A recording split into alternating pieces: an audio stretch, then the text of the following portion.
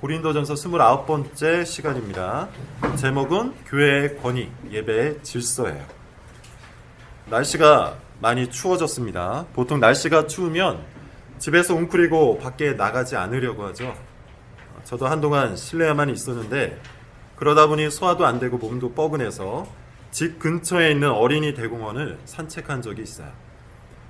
칼바람이 부는 날이어서 그런지 사람들이 거의 없었습니다. 그런데 어떤 분이 운동기구를 굉장히 열심히 하시기에 가까이 가서 봤더니만 아는 분이셨습니다.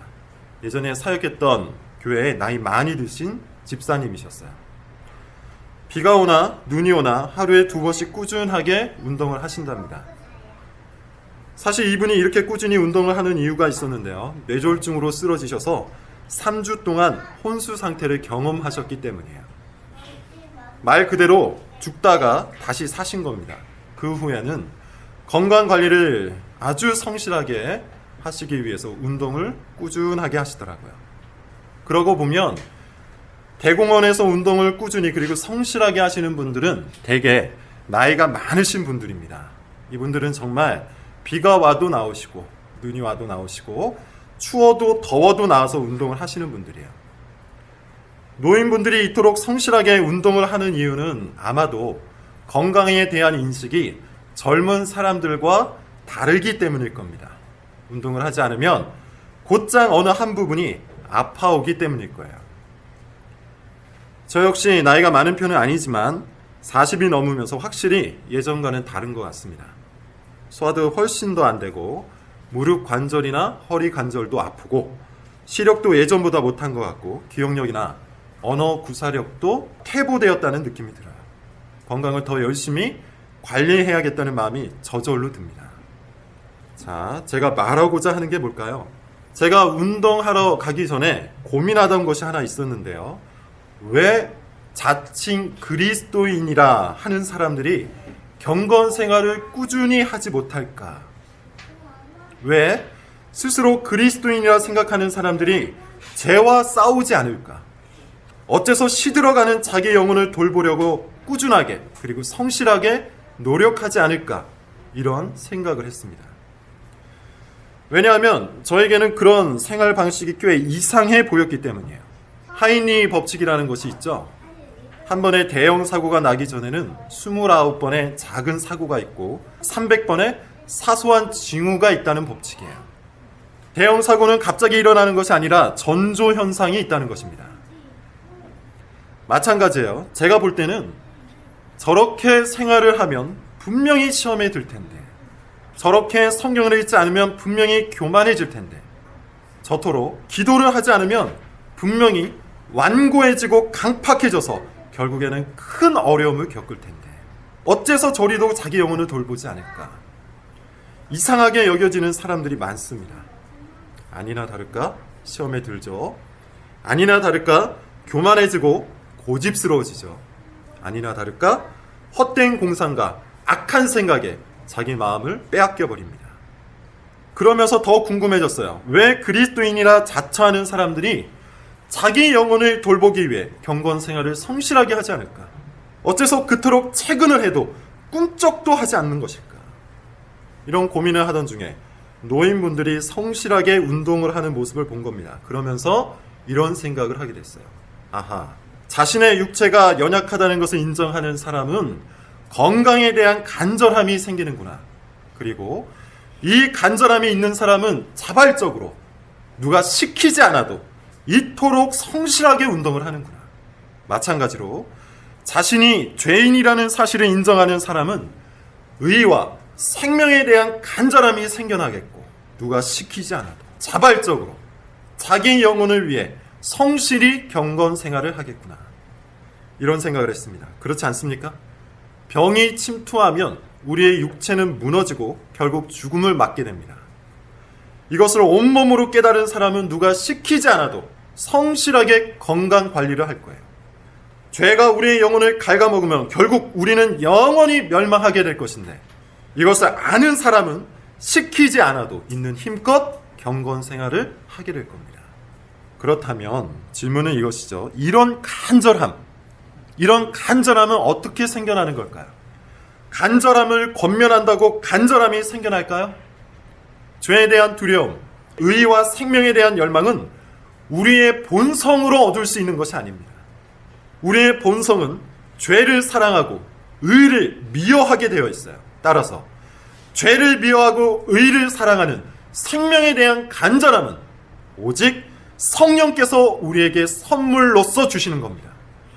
그러므로 이 간절함이 있는 사람은 감사함으로 의와 생명을 향해 나아가게 돼요. 말씀과 기도로 하나님의 나라를 간구하게 돼요. 이것이 심령이 가난한 자, 애통하는 자의 모습입니다. 그런데 만약 이런 간절함이 없다면 그런 사람은 어찌해야 할까요? 만약에 이 간절함이 없는 사람이 바로 나라면 어떻게 해야 될까요? 죄를 향한 집요한 추적과 의를 향한 뜨거운 갈망이 없는 사람은 반드시 엎드려 기도해야 합니다. 이 간절함은 우리 손으로 만들 수 있는 감정이 아니기 때문이에요. 이 간절함은 상황이 잘 안 풀리거나 어려움이 다가왔을 때 일시적으로 드러나는 감정 따위가 아닙니다. 이 간절함은 오로지 성령께서 택한 자들에게 주시는 새로운 마음이에요. 따라서 자기 안에 이런 간절함이 없다, 경건 생활에 대한 열망조차 없다, 죄를 미워하는 마음이 없다, 이런 사람들이 있다면 무엇보다 엎드려 주님의 긍휼, 주님의 자비하심을 간구해야 합니다. 하나님의 자비와 은혜 베푸심을 간구해야 돼요. 하나님의 은혜로 출발하지 않으면 우리의 모든 경건 행위는 율법 지킴일 뿐입니다. 그런 의미에서 교회는 철저히 은혜 위에 서 있는 공동체예요. 교회에서는 누군가가 경건의 수준이 조금 높다고 해서 잘난 체할 수 없어요. 누군가가 신학 지식과 정보를 더 많이 알고 있다고 해서 자랑할 수도 없어요. 누군가가 더 많은 재능과 탁월함을 갖추고 있다고 해서 사회적인 지위가 높고 부유하다고 해서 결코 교만할 수도 없습니다. 은혜 위에 서 있는 교회는 오직 그리스도만 높이고 하나님의 영광만 바라봅니다. 은혜 위에 서 있는 교회는 세상의 가치와 유행을 따르지 않고 하나님의 통치와 질서를 기꺼이 따라갑니다. 이런 교회의 속성을 온전히 이해하는 사람만이 오늘 본문을 거부감 없이 받아들일 수가 있어요. 오늘 본문은 이해하기 어려운 구절이 많습니다. 해석 자체도 어려울 뿐만 아니라 해석된 내용을 받아들이는 것도 어려워요. 먼저 오늘 본문부터 새로운 단락이 시작된다는 것을 아셔야 합니다. 이 단락의 전체적인 주제는 공예배의 질서 문제예요. 바울은 이 주제를 14장까지 끌고 가는데 이 단락에는 그 유명한 은사 문제가 들어가 있죠. 마찬가지로 공예배의 질서 문제입니다. 이 단락의 전체 결론부터 살펴보고 오늘 본문의 내용을 해석해보죠. 14장 40절을 찾아보세요. 같이 한번 읽어볼까요? 40절. 자, 시작. 모든 것을 품위 있게 하고 질서 있게 하라. 이것이 공예배 문제를 다루는 바울의 결론입니다. 모든 것을 품위 있게 하고 질서 있게 하라.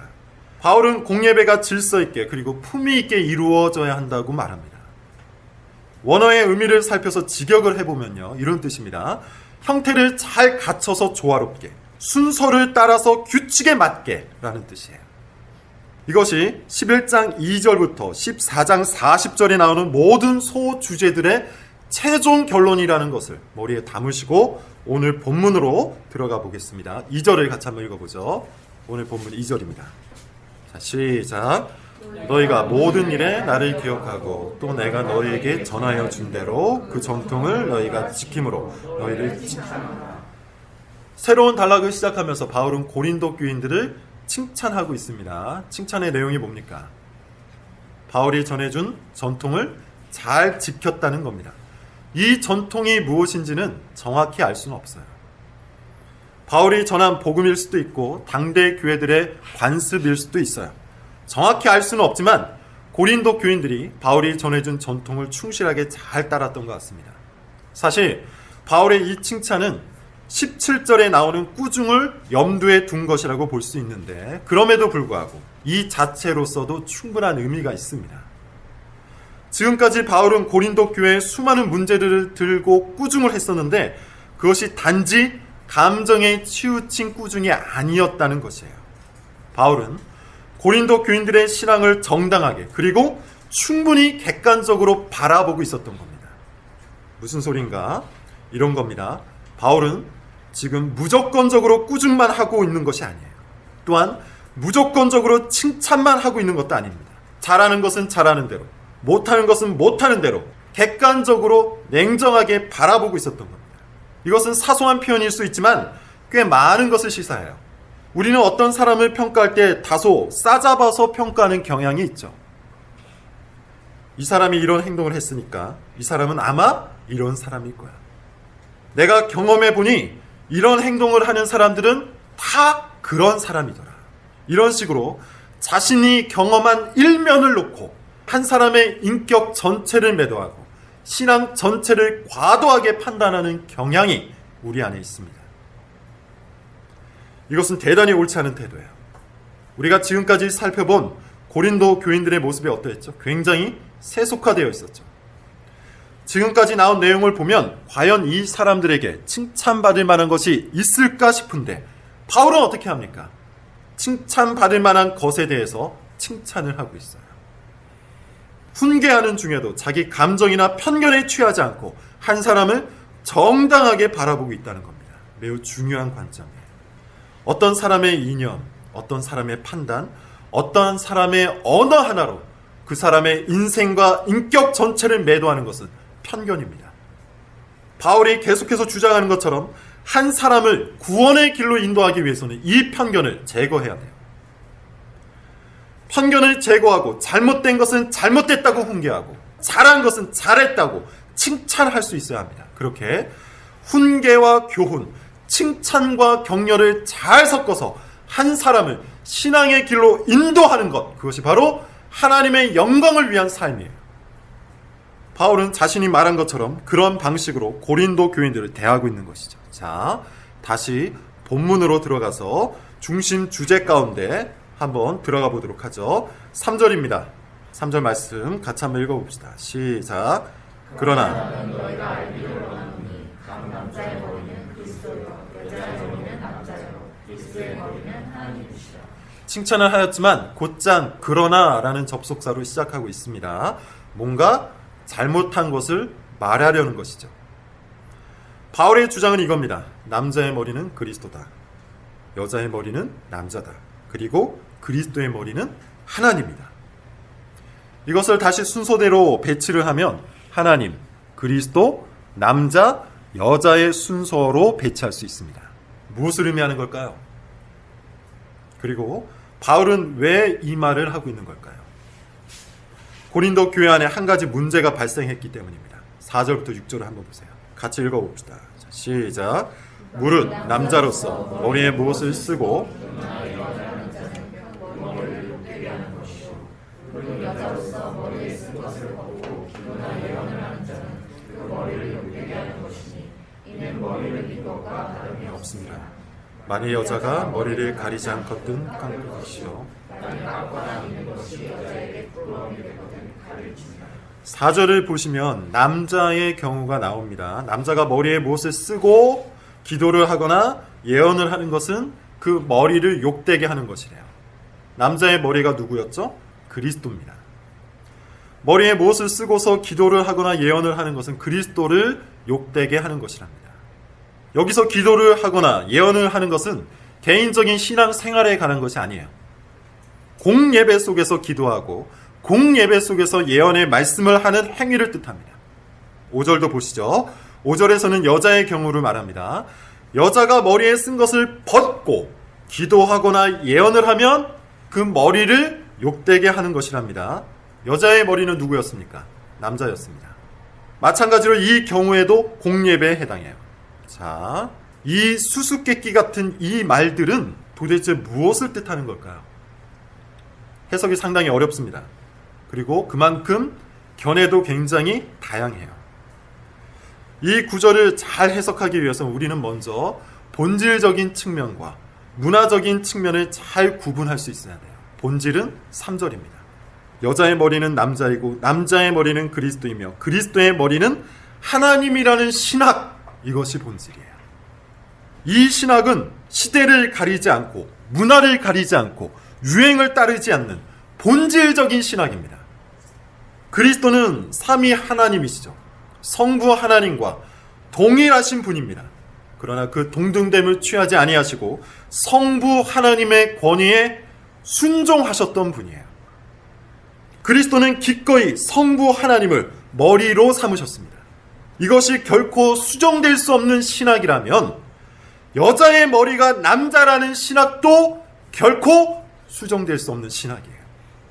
자, 그렇다면 비본질적인 측면, 문화적인 측면은 무엇일까요? 머리를 가리는 문제입니다. 이것은 당대 문화가 반영된 문제예요. 5절, 6절을 한번 보세요. 여자가 머리를 가리지 않으면 그것은 무엇과 같다고 합니까? 머리를 민 것과 같다고 하죠.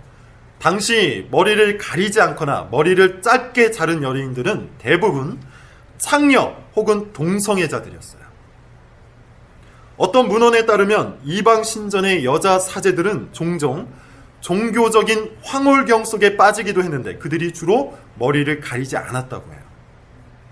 아무튼 머리를 가리지 않은 여인이 교회 공예배에 참여하는 이 행위는 이방인들이 볼 때 동성애자나 창녀 혹은 광란에 빠진 여사제라고 오해할 수 있는 아주 위험한 행동이었다는 겁니다. 당대 문화에 따르면 그렇게 읽힌다는 거예요.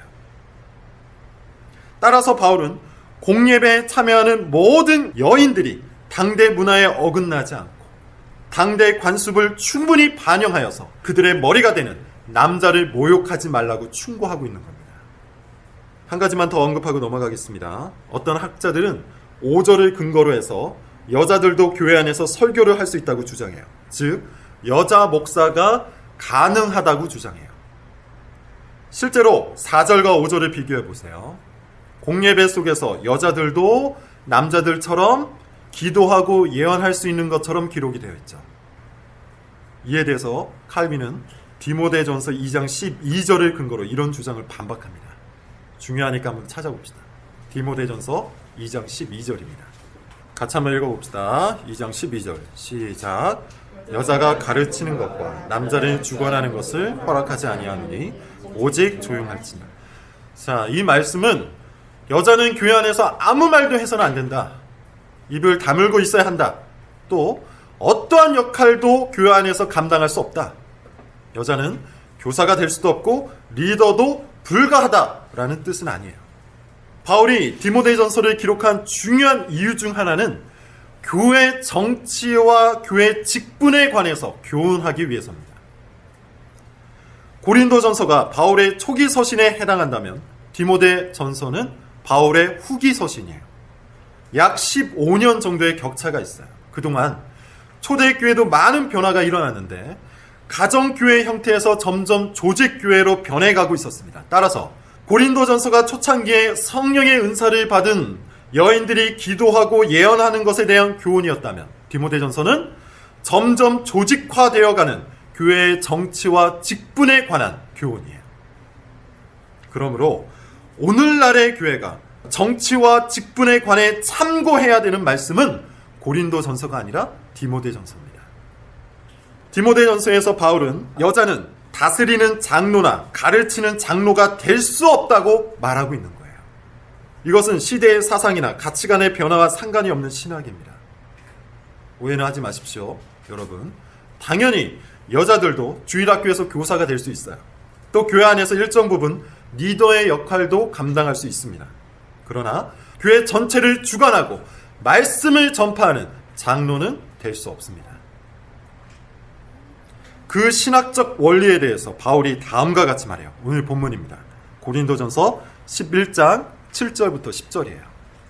고린도전서 11장 7절부터 10절 같이 한번 읽어봅시다. 시작.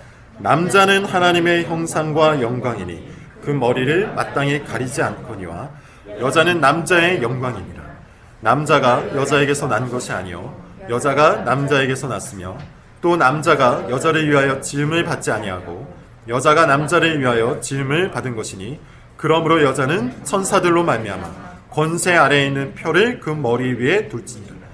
상당히 해석이 어려운 구절입니다. 특별히 7절과 10절이 그래요. 바울이 무엇을 참고로 이 말을 하고 있는지가 명확하지가 않아요. 어떤 학자는 7절의 내용을 갖고 바울이 유대 문헌을 참고하고 있다고 주장하기도 하고, 또 어떤 학자는 바울의 가부장적인 방대 사고 방식에서 나온 것이라고 주장하기도 합니다. 10절도 굉장히 어려워요. 천사들로 말미암아 권세 아래에 있는 표를 그 머리에 둔다는 표현, 무엇을 뜻하는 걸까요? 마찬가지로 다양한 견해가 있습니다. 그중 유력한 견해 하나만 소개하자면 바울이 이사야서 6장 2절을 염두에 두었다는 견해예요. 이사야가 성전에서 하나님을 만나는 장면인데 그때 천사들이 날개로 머리를 가립니다. 하나님의 권위에 순복했다는 의미예요. 아마 그것을 염두에 두고서 여자가 머리를 가리는 행위를 권위에 순복하는 것과 연결시켰다고 주장하고 있는 것이죠. 그런데 사실 무엇이 정확한 해석인지는 알 수 없습니다. 그러나 7절과 10절의 출처를 정확히 모른다고 해도 바울의 의도를 파악하는 것에는 큰 문제가 없어요. 8절과 9절을 보세요. 바울이 말하고자 하는 것이 무엇이죠? 바울의 의도는 무엇입니까? 남자와 여자 사이에 놓여져 있는 질서예요. 여자가 남자에게서 나왔습니다. 여자의 출처가 남자라는 거예요. 이것은 창조시에 하나님께서 남자의 갈비뼈에서 여자를 창조한 사건을 의미하는 겁니다. 또한 남자가 여자를 위해 지음을 받은 것이 아니요 여자가 남자를 위해 지음을 받았다는 창조 기사를 인용하고 있어요.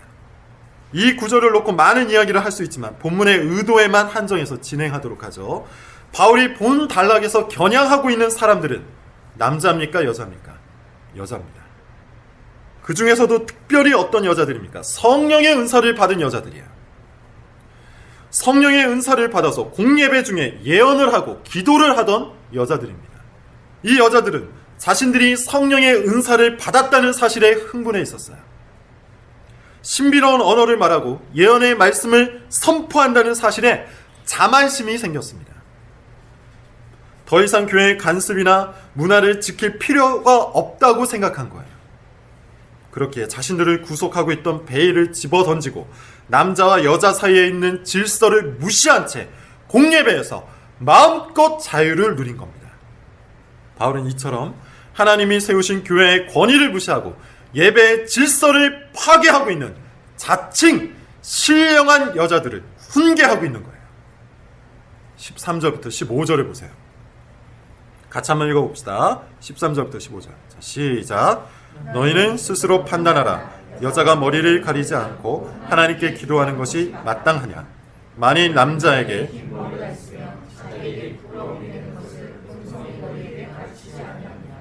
만일 여자가 긴 머리가 있으면 자기에게 영광이 되나니. 자, 예배 중에 머리를 가리는 이 문제가 문화적인 측면이라면 교회의 권위와 예배의 질서는 신학적인 측면입니다. 아무리 탁월한 성령의 은사를 받았다고 해도 하나님이 정하신 권위와 질서를 무시해서는 안 되는 거예요. 여기까지만 보면 성경이 남녀를 차별하는 것처럼 오해할 수 있는데 전혀 그렇지 않습니다. 11절과 12절을 한번 보세요. 오해할 수 있는 사람들에게 바울이 이런 구절을 줍니다. 같이 한번 읽어보시죠. 자, 시작. 그러나 주 안에는 남자 없이 여자만 있지 않고 여자 없이 남자만 있지 아니하니라. 이는 여자가 남자에게서 난 것 같이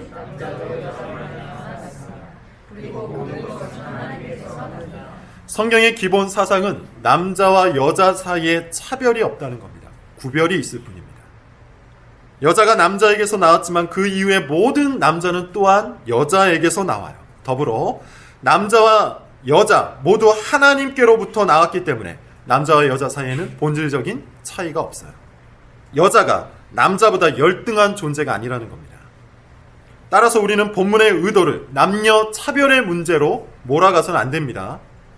오히려 남자의 인권과 여자의 인권이 모두 동등하다는 것이 성경의 사상이며 사회 속에서 남자가 여자를 일방적으로 지배하는 모든 권력 구조는 하나님이 원하시는 체계가 아니라는 확신을 가지셔야 돼요.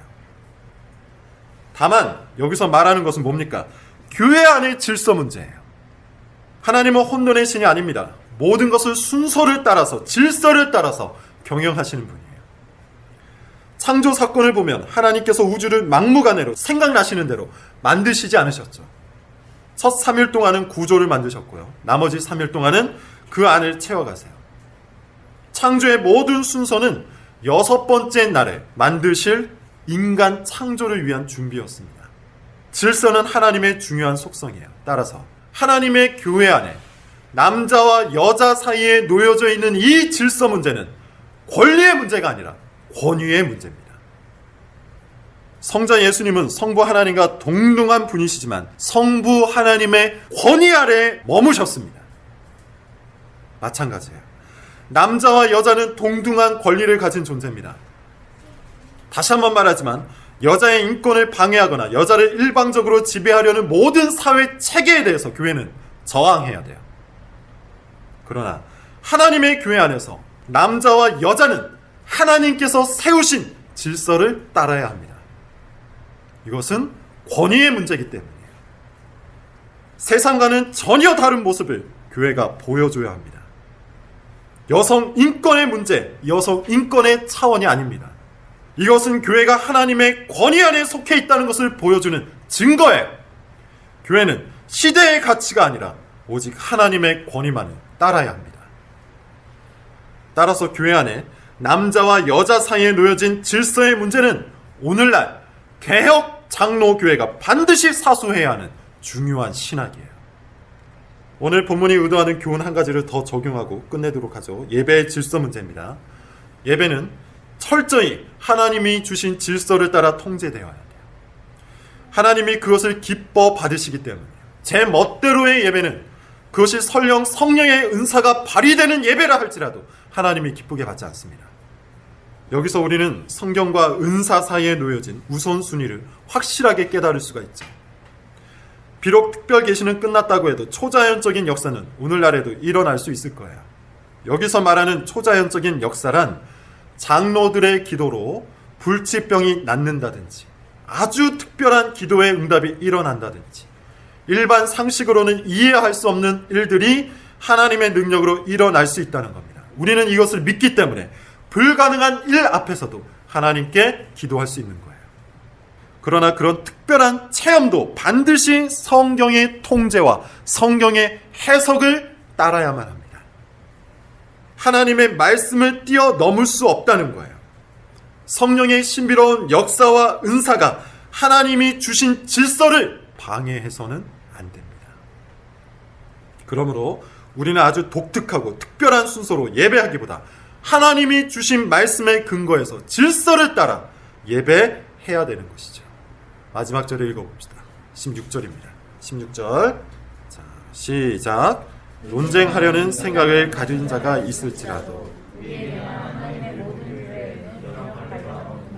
바울은 굉장히 현실적인 시선, 현실적인 관점을 가진 사람이에요. 이 주제가 충분히 논쟁적일 수 있다는 것을 인정해요. 그러나 하나님의 교회는 이런 관례가 없다고 단언합니다. 물론 바울의 이 말은 당대 문화를 염두에 두고 하는 발언이기는 하지만 그 본질 속에는 교회의 권위와 예배의 질서라는 신학이 있다고 했어요. 여러분, 초반에 말한 것처럼 하나님의 교회가 어디에서부터 출발했는지 모르는 사람은 지금 제가 전하고 있는 이 주제가 매우 거북스러울 수 있을 겁니다. 비인권적이고 비합리적이고 구시대적이라고 생각할 수 있다는 거예요. 그러나 하나님의 교회가 은혜에서 출발했다는 것을 아는 사람은 오늘날의 관점에서 비인권적이고 비합리적이고 구시대적인 이 신학을 권위의 문제로 기꺼이 받아들일 수 있어요. 인간 본성은 죄를 사랑하고 의를 미워한다고 했죠. 우리 모두는 죄를 사랑하는 본성을 가지고 태어나서 그 죄의 결말인 사망을 향해 열심히 달려가던 인생이었습니다. 그런데 하나님께서는 우리가 원하지도 않았는데 그 죽음의 질주를 멈추게 하시고 의와 생명을 향한 간절함을 우리 안에 심어주셨어요. 이를 통해 하나님 나라의 백성으로 살아가도록 하셨습니다. 하나님의 권위와 통치 안에서 기쁘고 평화롭게 살도록 하셨다는 거예요. 이 모든 구원 사건이 곧 은혜입니다. 따라서 은혜는 하나님의 절대 주권과 연결되어 있어요. 하나님의 절대적인 통치와 연결되어 있어요. 하나님의 권위, 바로 그 문제와 연결되어 있다는 겁니다. 은혜를 아는 사람은 그러므로 하나님의 절대 주권을 사랑합니다. 거부하지 않습니다. 교회 안에 놓여진 남자와 여자의 질서 문제가 시대적 관점에서는 거북스러울 수 있다 할지라도 하나님의 권위 안에 있다는 것을 인정하고 받아 누립니다. 예배가 하나님의 말씀을 따라 질서 있게 드려져야 한다는 것도 인정합니다. 나의 사색이나 세상 철학을 따라 가치관을 결정하지 않습니다. 문화적인 측면은 당연히 면밀하게 따져서 융통성을 가질 수 있지만 본질적인 신학은 결코 양보할 수 없어요. 그런 의미에서 이번 주에 우리가 반성해야 할 것은 이것입니다. 우리는 과연 얼마만큼 하나님의 권위를 따르고 있는가? 우리는 과연 얼마나 하나님을 신뢰하고 있는가? 우리는 과연 얼마만큼 질서를 따라, 하나님께서 우리에게 주신 질서를 따라 신앙생활하고 있는가? 우리는 과연 얼마나 성경을 따라 생각하고 있는가? 이것을 우리에게 물어봐야 한다는 거예요. 기독교 신앙의 핵심은 얼마나 많은 지식을 가지고 있느냐, 얼마나 최신 신학을 섭렵하고 있느냐, 얼마나 대단한 정보를 소유하고 있느냐가 아니라 얼마나 순종하고 있느냐, 얼마나 권위와 질서를 따르고 있느냐에 달려 있습니다. 진짜 실력은, 진짜 신앙의 실력은 하나님의 주권을 전인적으로 받아들이는 것에서 출발해요. 그런 일주일을 사시기 바랍니다. 기도하겠습니다.